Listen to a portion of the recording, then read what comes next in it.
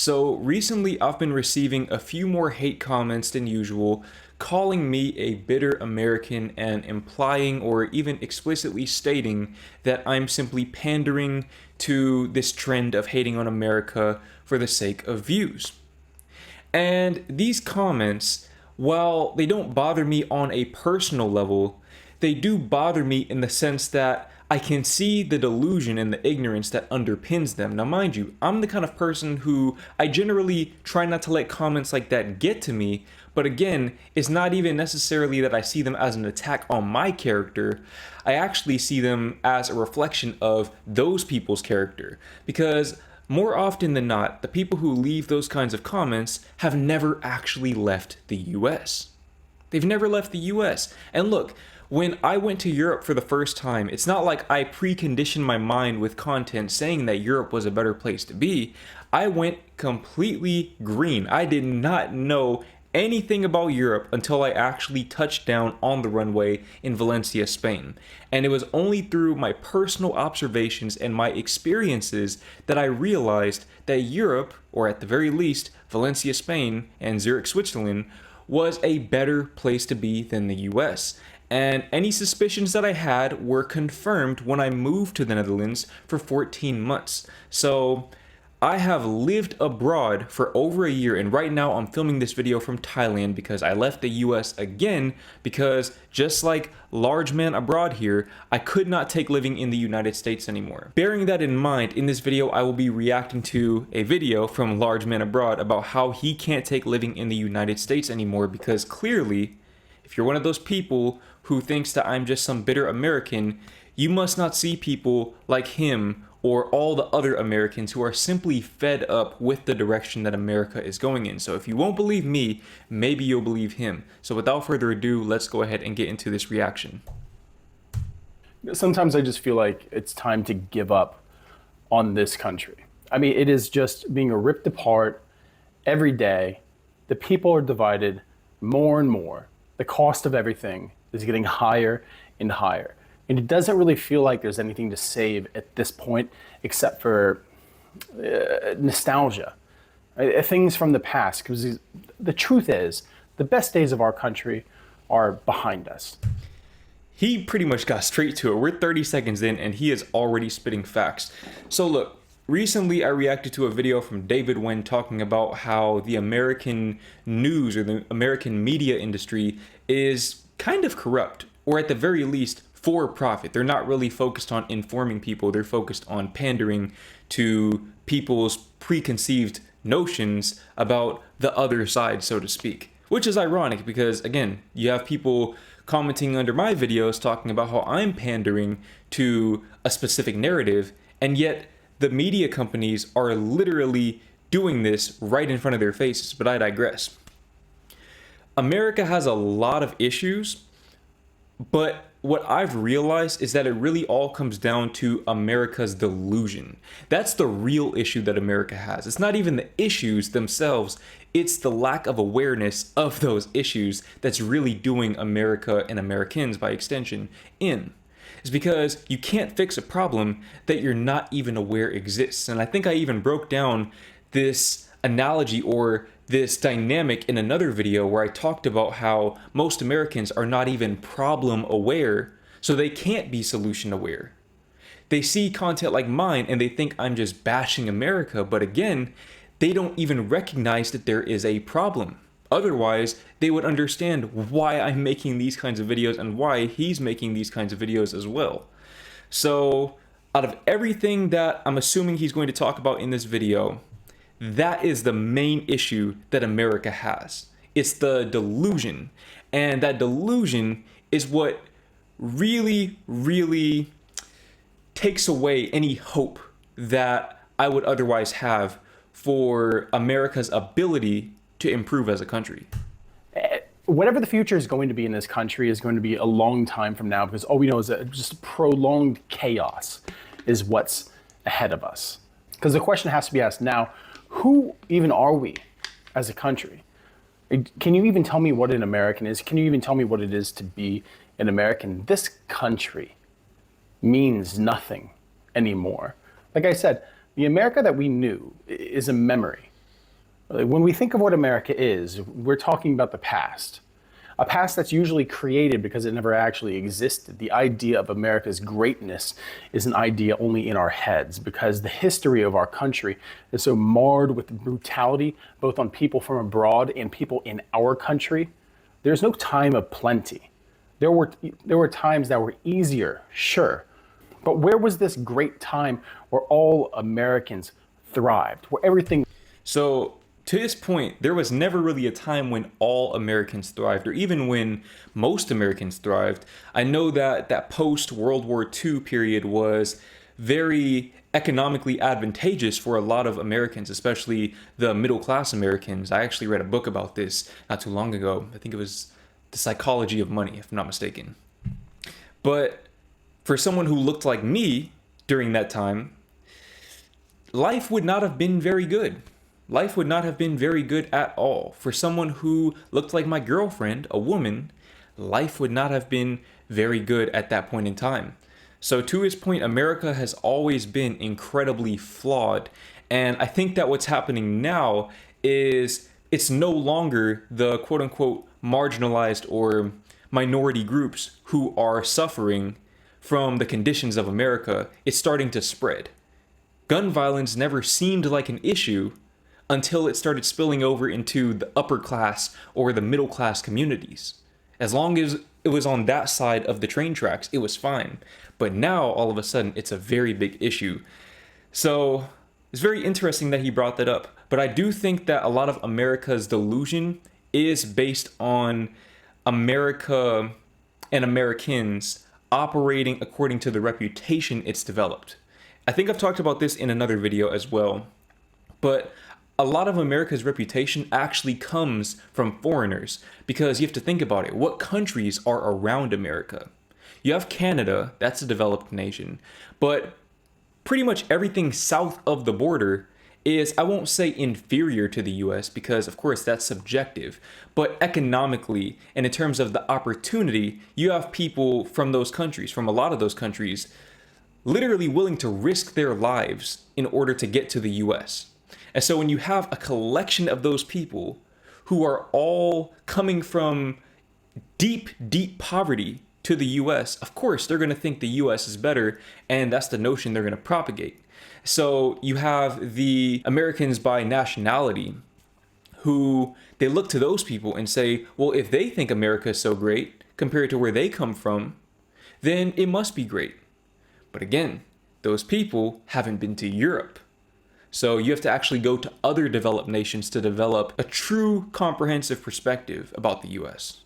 was good, where we were a nation at peace. Because in my lifetime, I can't remember a time that we were truly in peace. We're always involved in something somewhere. And in the vast majority of my adult life, over 20 years, our country was at war. Our country was getting involved in other people's problems.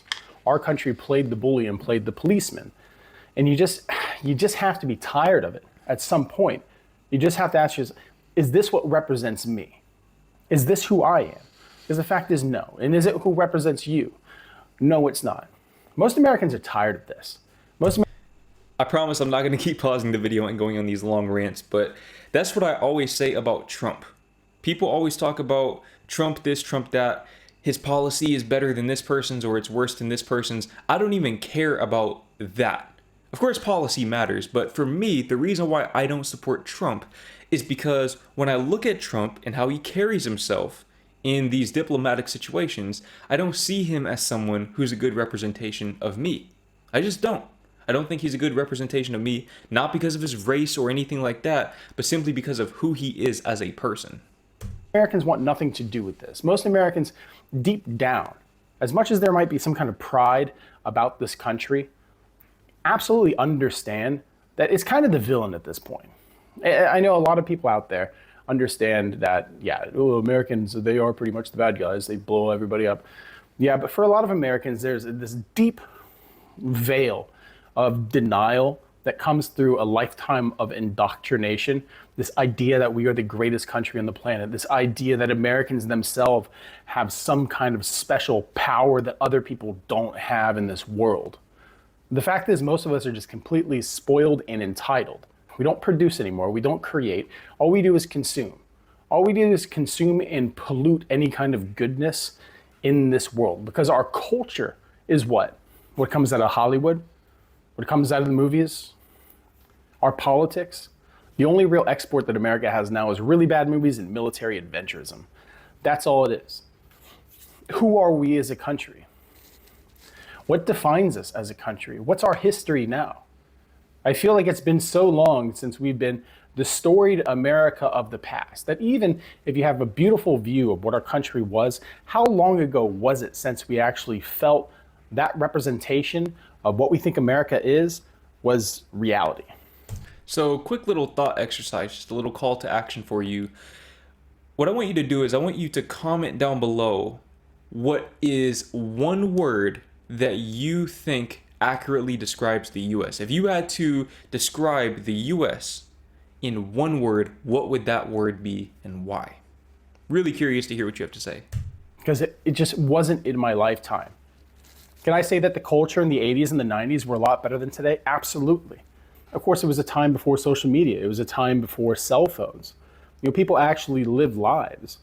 But still, the way that the corporations worked, the way that the government worked, it was moving the people, it was hurrying them along into a decaying economic structure that would inevitably place the people of America into a position of chattel slavery. That's all we are. We're cows meant to be milked for profit, but we're not actually of any purpose anymore. So, in case there are any skeptics watching this video who think that he's exaggerating, let's just remember that the prison industry, first of all, America, which ironically is the self-proclaimed land of the free, has the highest incarceration rate in the world, not just in the developed world, but in the world overall. And the prison industry allows for private, for-profit prisons. In other words, slavery. Like I said, what do we create? If you look at our cities, what cities are we actually proud of in the United States? Where are the new buildings? Where are the new roads? Where are the new towns? America is decaying. It is a festering, rotting body, and the people have been feeding off of it to survive for a long time. And It's kind of interesting because I grew up in the Dallas-Fort Worth area, and that's an area that's characterized by new development. You see a lot of new suburbs popping up all over the place with these McMansions. Very, very dull place to be, by the way. Not a lot of cultural landmarks in Dallas at all, but I digress. The interesting thing is that for as new as Dallas is, it does seem to have a lot of decay. When you walk around the Netherlands, you see that everything is much better maintained, and yet a lot of it is much older than the stuff you see in Dallas. It makes no sense to me how the roads in Dallas are already falling apart and the city is so new. Makes no sense whatsoever. most of us are getting food poisoning at this point, and we can't stomach another taste. But what can we do? Is there anywhere else in this world that we can go where we can escape America? No, because America is everywhere, because our culture has reached every part of the world. The worst parts of Americans. I don't know if I agree with that. I don't know if I agree that America has infiltrated all different cultures, because you have to think about it, especially in Europe. And I'm in Thailand right now. I haven't really traveled around Asia yet. I'm in the process of doing that. So I'll have to get back to you about Asia. But I know in Europe, the countries are literally right next to each other, but they tend to maintain their own cultural customs. So you have a country like the Netherlands and a country like Germany, which are right next to each other, but they speak completely different languages. Even within the Netherlands, a country that's maybe a 3 to 4 hour drive across the whole country, you have different dialects that are unrecognizable to other regions of the Netherlands. So I think that's one thing I've observed about Europe specifically, is that culture seems to be a lot more deeply rooted there than it is in the US. The US comes across as a place that doesn't really have, to his point, its own distinguishable identity. And because of that, it kind of fluctuates all over the place. And that's why you see this fissure forming right in the middle of the country. metaphorically speaking, is because America doesn't have an identity, and he who stands for nothing will fall for anything. Hence, Trump. Have leaked into every other culture that even if I go to a place where I don't meet another American, I can still meet people who are Americanized. I think it's one of the great sadnesses of the modern age is that our culture, our vampiric culture, has leached the original. I don't think I've ever heard someone say the word vampiric before. That's crazy. That's funny. Originality out of so many other cultures and created nothing but a corrupted landscape of corporate billboards. That's what America is now. America is the corporation. America is Citizens United. America is not the people. And it doesn't matter what people those are. It doesn't matter if they're white, if they're black, if they're Hispanic, if they're Native American, if they're Asian. It doesn't matter. There is no real Americans anymore because to be an American is only participate in the American economic system. That's all it is. This place is trash. This place means nothing. And it's tragic because so many people throughout generations have given their life to bring America to where it is today, but this isn't what we were promised. Dying people on battlefields who were promised that their families would be led into a better time were deceived. The oaths that people made to them were broken, and the people have been led back to an economic plantation. America is a broken state, and the people deserve more. Although a lot of people out there would say that, no, Americans don't actually deserve more because this is exactly what they voted for. I think the fact is, Americans have lived for so long under the illusion that they are something that they're not. But we are rapidly beginning to understand the lie that has been told to us. The pill of bullshit that we were force-fed when we were kids has been rejected from our bodies. I am so glad that I've spent so much time out of this country, and it's freed my mind from kind of that Americanized concept of self. Because Honestly, as he talks about this, I can't help but think about The Matrix. The Matrix is one of those movies, and I'm getting kind of off topic here, but it's truly, truly timeless. It's a truly timeless masterpiece. And I would say it kind of applies to the world at large, just humanity overall, and the illusions we create in our minds and choose to reside in. But you see this in America, I think, more than any other place in this modern day and age, especially within the developed world, is that most people are not aware. Again, it comes back to the delusion I was talking about earlier. And you have some people like myself and Large Man Abroad who have taken the red pill. Some people take the blue pill, but most people aren't even aware that there is a pill at all. And I suspect that, like myself, his intention is to wake people up to the fact that they have the choice to see America for what it actually is. But a lot of people, they're so afraid of the unfamiliar that, again, they'd rather take that blue pill and pretend that interaction never happened. an incredibly selfish concept that we all have. Because America is a nation of individuals, yes, but the worship of individualism is cancerous to community. And community is all we have as people.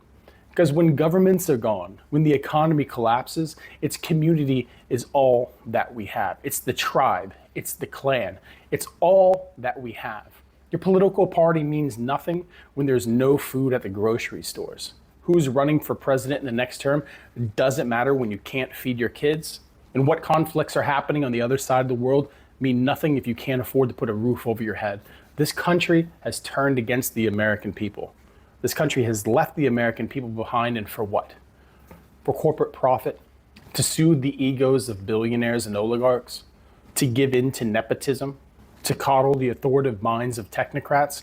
This country isn't for Americans anymore. This country is for anyone except Americans. It's for anyone except humans. This nation is a place that has completely lost its humanity.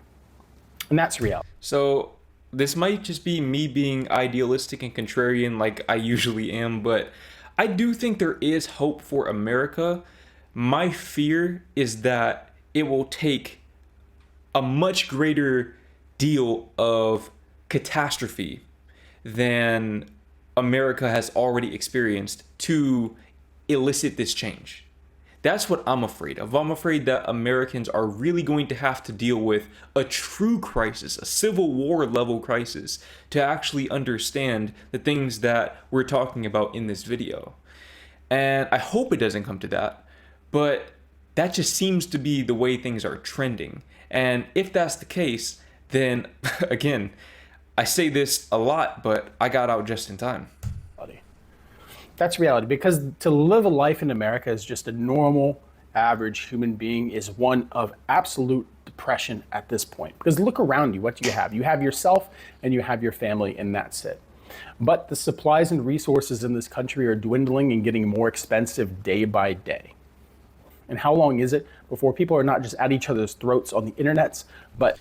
So, in terms of cost of living, I'm vegan, so I don't really eat meat or eggs or whatever, but my girlfriend, she's not vegan, she eats eggs, and we were just calculating how much the eggs cost here compared to the US and the Netherlands, and a pack of 30 eggs here in Thailand cost around $4 for 30 eggs. 30 eggs, $4. $4.05 technically.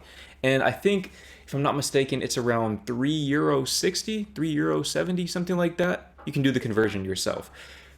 Comment down below how much eggs cost where you're from, so we can do kind of a basic cost of living comparison. I know that's just one metric, but I found that really, really fascinating. And that's why we're in Thailand right now. Of course, experiencing the culture and broadening our horizons is great. That was a great incentive, but the cost of living was definitely a primary motivating factor. And that's something that when I look at the US, the cost of living does not make sense anymore. People talk about, oh, it's the free market and supply and demand. Well, look, that's what government regulation is for, just like any other developed nation. So when I look at America, I just think it's a bad deal, personally. That's how I look at it. I look at the modern US as a bad deal. It's not worth the money. At each other's throats in real life, blaming real world problems and real world scarcity on their neighbors, on their friends, on their family members. How long until the kind of inevitable conflict that we've been creeping towards actually meets us? Because it's going to be in our generation. It's not going to be 10, 20, 30 years from now. It is right around the corner. And this idea that if just normal American people sit in silence and don't say anything and don't upset anybody and don't actually voice their opinions, that everything will just blow over, times will get better, and things will be fine. And I'll get that American dream one day. But that American dream has been stolen from you, wrapped up and given away to a corporate lobbyist. The new American dream is, honestly, it's not even to make US dollars anymore, because from what I've observed, the US dollar has gotten a lot weaker. But generally, the new American dream is to make US dollars and move to a place like Thailand, Vietnam, etc., or even Europe, because Europe, believe it or not, is actually cheaper than the US as well. And it's better on top of that. So that's my version of the American dream, and by that metric, I'm currently living it. And I would suggest that if you're an American, you should do the same thing. That is exactly where the American dream went. It's not for the American people anymore. Who are we as Americans, and where do we stand in this world right now? Because we are a lost people in a broken nation, and we have no direction, no solidarity. And this is the world that we're in right now. Find solidarity and build community. Become more self-sufficient.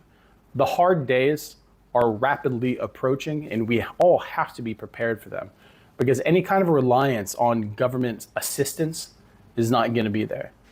Rental assistance is about to go, right? WIC, EBT, food programs for the needy, those are about to go. The abolishment of any kind of social institution or protection program that it keeps the most vulnerable people in this country from destitution and homelessness are being seen as leeching programs that do nothing good for the United States. And they're right, it doesn't do anything good for the United States, but it does do good for the American people. And like I said, the American people in the United States, they've had a divorce, and it's been one-sided, and they've left us all behind. So, I never heard anybody word it like that before, but he has a really, really good point. And look, I feel like I came away ahead in the divorce. The figurative, metaphorical divorce here. I came away ahead. Again, I'm still making US dollars. I'm living in a lower cost of living country, investing my money into their economy instead of the American economy. And I'm loving every bit of it. And I know that after a while of saving my American dollars slash euros, I'm going to be back in Europe and I'm going to be able to have the quality of life that not just I deserve, but that everyone deserves.